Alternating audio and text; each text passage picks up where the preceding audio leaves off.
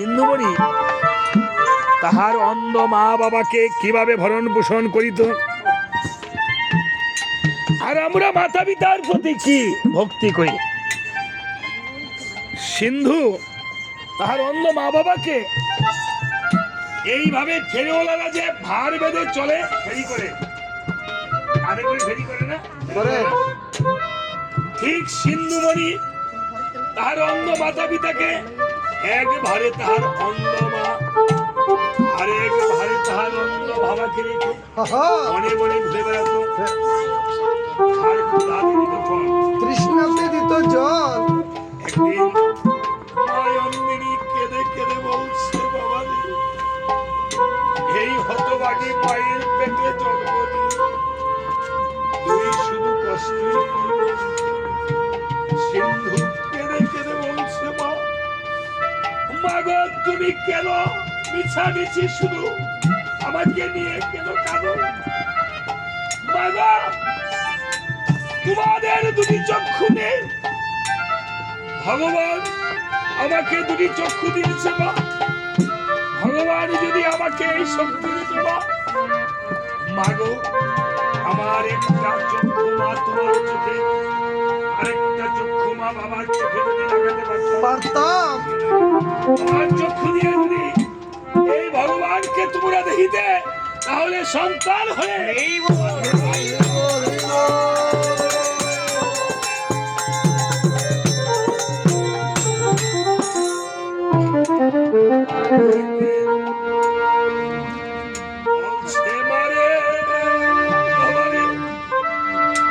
তোর চক্ষু দিতে হবে না রে বাবা, বাবারে আমাকে একটু জল এনে দে। সিন্ধুমণি যখন কলসি হস্তে নিয়ে সরজনদীর তীরে জল ভরিতে গেল, রাজা দশরথ ভাবছে হরিণী জল পার করিতেছে। রাজা দশরথ কলকে শব্দ বিনিবার সিন্ধুর গায়ে পতিত হয়ে সিন্ধু বলছে, কে আমাকে বাধাঘাত করেছ? রাজা দশরথ গিয়ে বলছে, সিন্ধুরে আমি যে হরিণ শিকার করতে এসেছিলাম, না জেনে তোমাকে আঘাত করেছি, আমাকে ক্ষমা করে অভিশাপ দিও। এই কই যায়?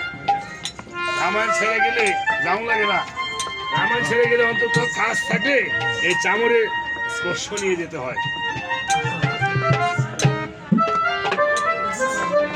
সিন্ধুমণি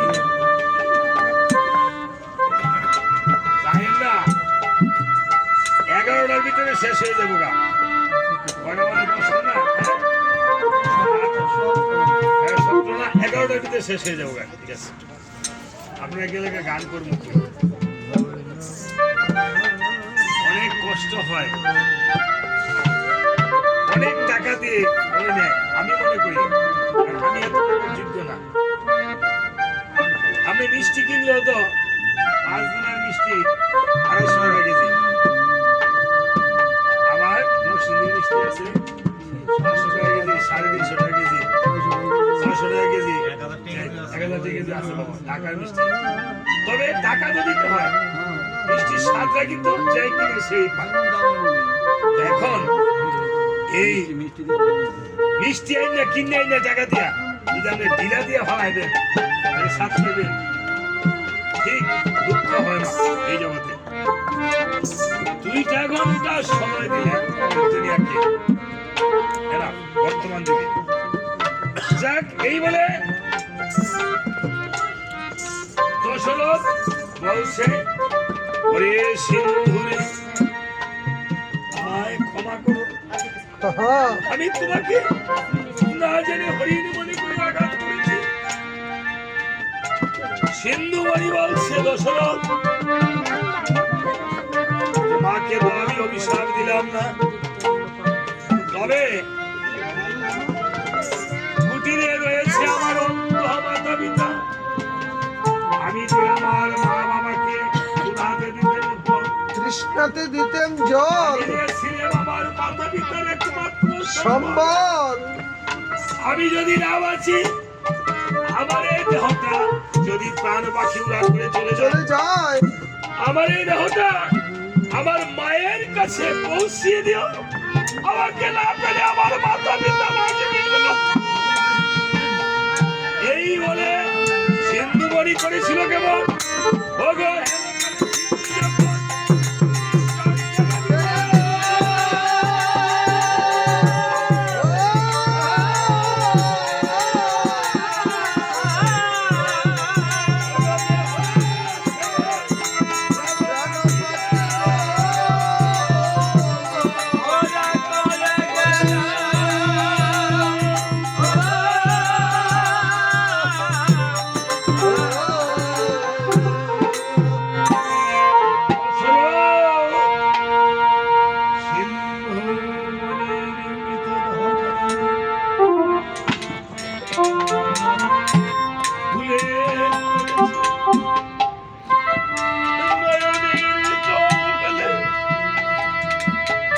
কি করবে বুঝতেছিল না।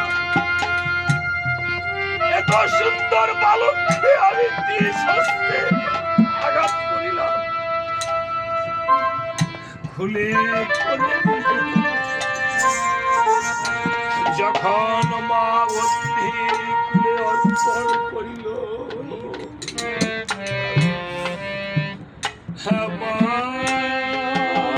ধরে দেখিবারে আজকে এই পুত্র পুলক চন্দ্র যেমন চলে গেছে, গায়ে রাম নাই দেখা যায়। মুখে দিয়ে বলছে, বাবারে, এই হতভাগা মাকে ফেলে কেন চলে গেলি রে বাবা? এই ধরা যাবে আর তো আমার কেহ নাই, কেহ নাই। একবার মা বলে ডাক। ও বাবা, বাবা সিন্ধু রে, একবার মা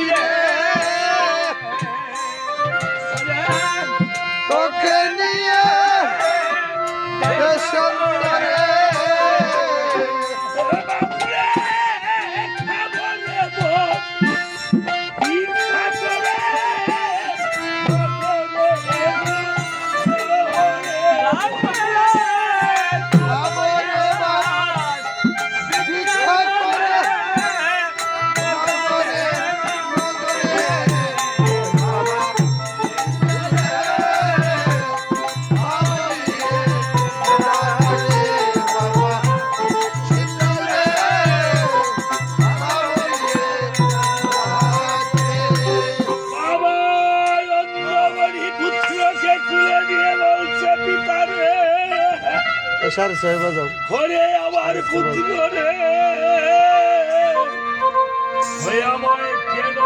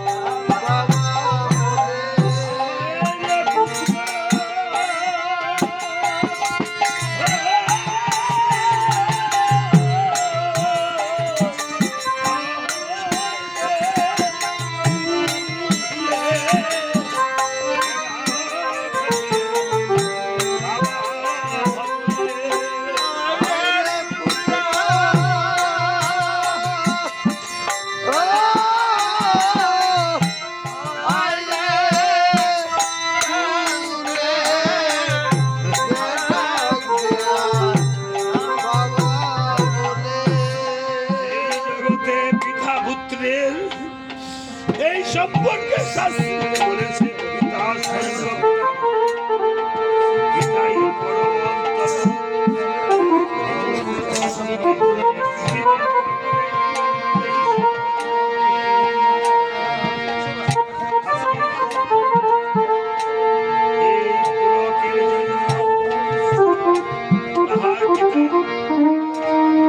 আপনাদের কাছে ভক্তি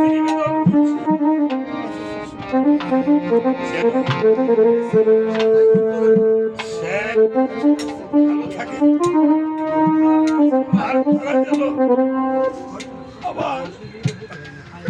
এই জগতে সুখ পালন হয়ে যেন বসতে পারে।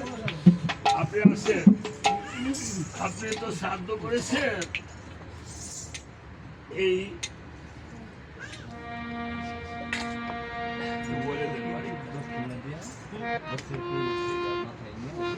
কিছুতে একটু দক্ষিণান্ত করে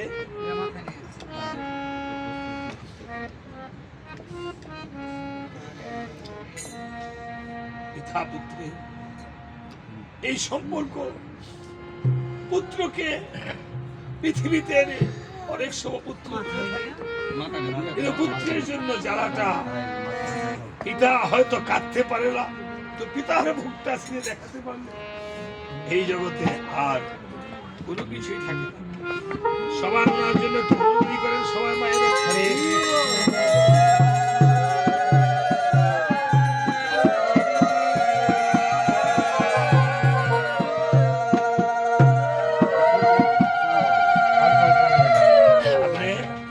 সকল মাথায় এই চামচটা শোয়াবেন আপনার সন্তানের নামে। হ্যাঁ, শোয়া দক্ষিণা করুক না করুক, সবার চামচ শোয়া এই এটা বাইরে বা দক্ষিণা করিতে চায় বা করতে চায়। আজকে এই পিতা পুত্রের জন্য কাঁদছে, আপনাদের কাছে চাবর থেকে আশীর্বাদ করছে এই সিন্ধুমণি পিতার মতো। এবার ভগবান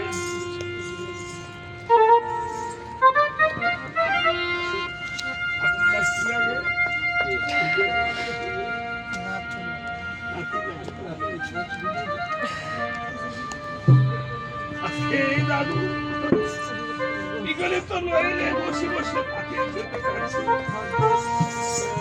আমি দাদুকে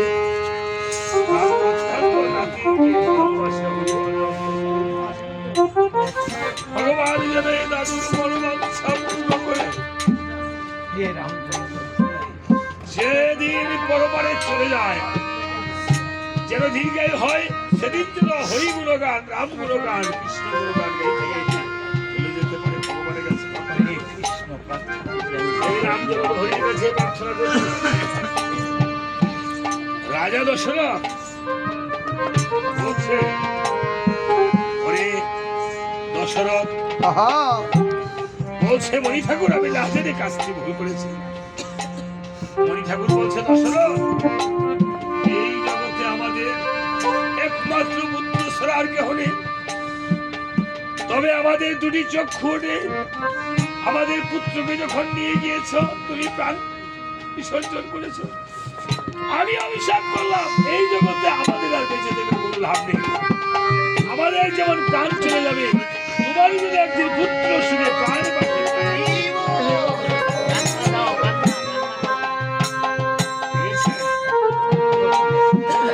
এই দুজনে প্রাণ ত্যাগ করেছে। অদৃষ্টের পরিহাস না যায় খণ্ড। আহা অবশ্যই হবে। হ্যাঁ, অবশ্যই হবে। বিধির কলম লিখন। দশরথ ব্রহ্ম হত্যা, নারী হত্যার পাপের ফলে আহা সোনার বরণ দেহমা অঙ্গার বর্ণ হয়ে গিয়েছে। চলছে আর বলছে, চলে গেলাম, উড়ে গেলাম, কে আছো আমাকে বাঁচাও। বশিষ্ঠ মণি আশ্রমে পাড়ি দিয়ে গমন করছে।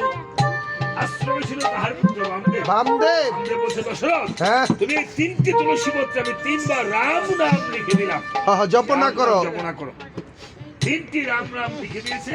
রাবলিতে দেহের পাপ দূরে গেল সরে, সরে মবলিতে পুণ্য পুণ্য সঞ্চার হলো দেহে। দশরথ পাপ তো দূরের কথা, পুণ্য সঞ্চয় করে অযোধ্যায় গমন করেছে। করেছে আশ্রমে বশিষ্ঠ মুনি এসে দেখে বলছে, এই তুমি মূর্খ দশরথকে উদ্ধার করেছো। করেছো আরে বামদেব, সে তো ব্রহ্মভাবে পাপী। পাপি।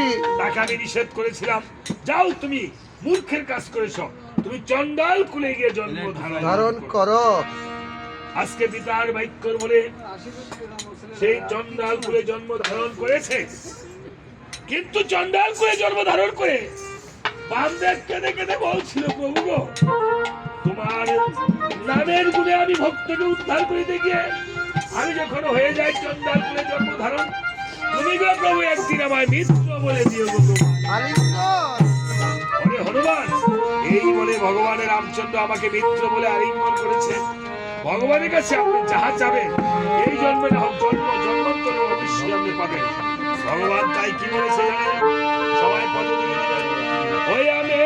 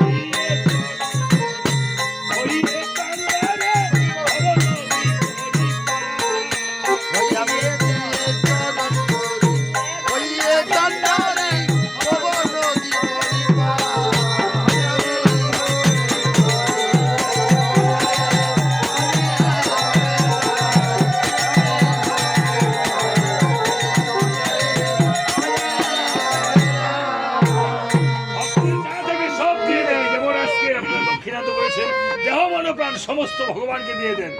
কাজে মা বাবার পাড়ের পরিবাবত ভক্তের চরণ দিবেন সবাই। আপনারা সবাই আসলে একটু ভক্তে চরণ দিকে